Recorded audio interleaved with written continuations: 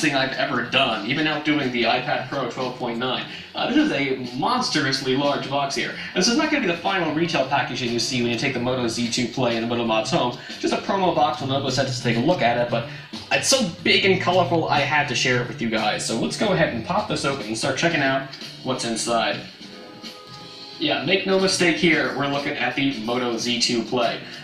So let's start doing an advent calendar thing here, peel through the boxes one by one, and see what's inside. Ah, yeah, sure enough, Moto Z2 Play. So this is the phone as you will probably take it home from Verizon. Here, Verizon's logo over here. Oddly enough, despite the fact this is clearly a Motorola phone for Verizon, and last year we had the Moto Z2, or the Moto Z Play Droid.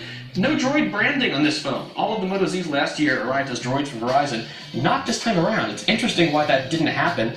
I believe the Droid line is going to be coming back in the future, but just not as this device for whatever reason. This is a really, really nice box here. Have a texture up top, and so this is going to slide off? Yeah. And then, man, a lot of sliding going on here. Okay, so here's our phone. So this is another 5.5-inch 1080p Super AMOLED model. Like last year. In fact, this hardware isn't substantially different. Well, it's different in a few ways than last year's. Processor-wise, this is a 626 Snapdragon instead of 625, which is the same generation chip, just slightly faster, which will still have the incredible battery life we expect from that. Let's pop the screen protector off. Love that sound. Love it, love it, love it. And power this on. This is remarkably thin. This is a lot thinner than last year's Moto Z Play.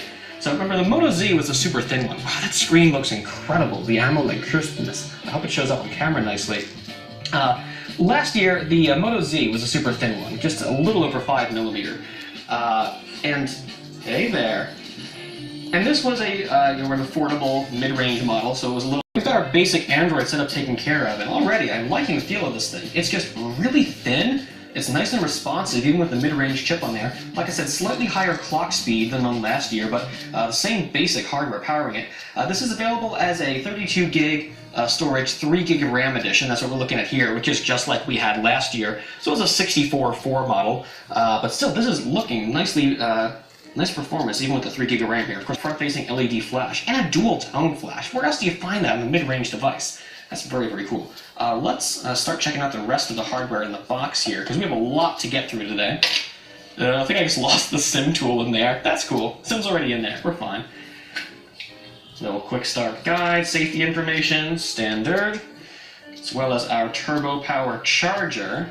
So this phone's got USB Type-C, USB 3.1 as well as Type-C, and a headphone jack. That's nice. The Z last year didn't have that, but the Z Play did, so I guess that shouldn't be too much of a surprise. Our USB Type-C charging cable, and yeah, our quick charger. This does not natively support wireless charging, but with Motorola's turbo power adapter there, just will charge pretty quickly while wired. The phone, we're going to spend a lot more time with it for the full review. It's all sorts of interesting features, like on the Moto G5, you can use the fingerprint sensor for navigation around the interface, but for now, I know you can see the Moto Mods accessories. Let's start checking out the rest of these. Let's see, turbo power pack. Yeah, so originally, yeah, there's my SIM tool that we lost initially. Yep, it comes with one.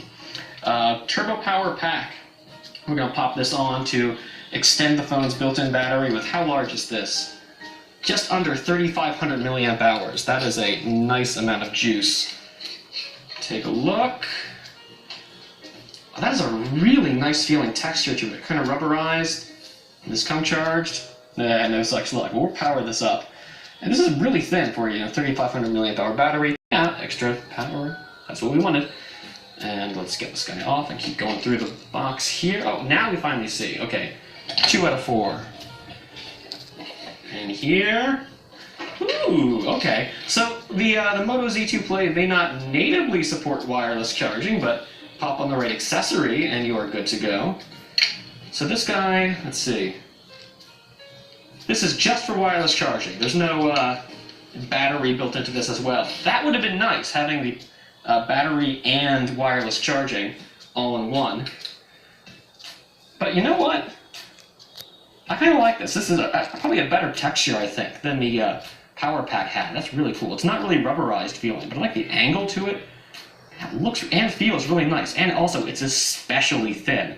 This looks like as thin as the style shells that don't even add any. Hey, why didn't we see a style shell? Is that still in the box here? I'm going to dig around to that later.